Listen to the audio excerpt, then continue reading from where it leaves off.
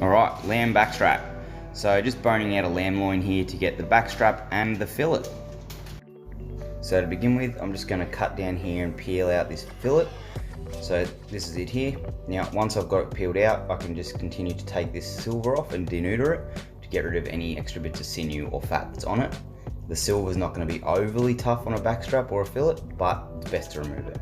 Square off the ends and now it's ready to go. Alright, so now I'll just remove this tail off the loin.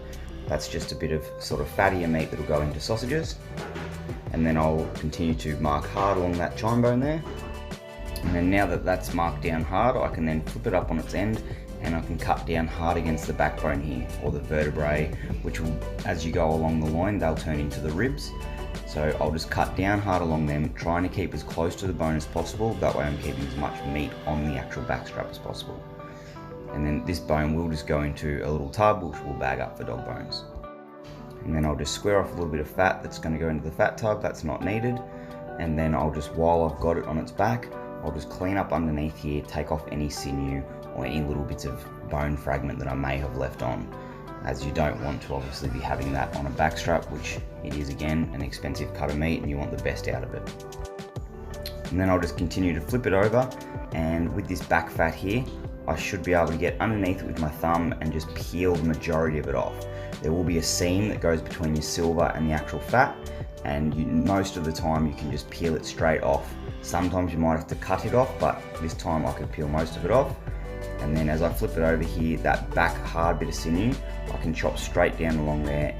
Any bits of meat just remove for trim, that back fat straight in the fat tub. And then now I can remove the silver the same way I did to the actual fillet. Just by going underneath with my knife and slightly angling it back up towards the silver, you should be able to peel it back and remove it with virtually no meat at all left on the silver. By keeping that silver clean, it will reduce any trimming you have to do later, so your ideal is to get it like that, nice and clean.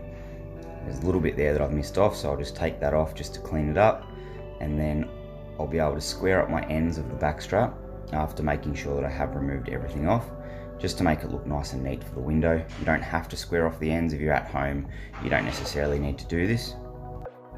So there you have it, a nice lean piece of meat.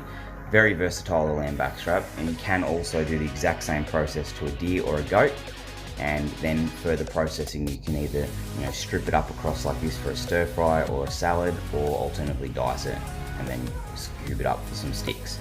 Extremely versatile. So if you end up getting yourself a deer or a goat, or you process your own lamb, try this at home.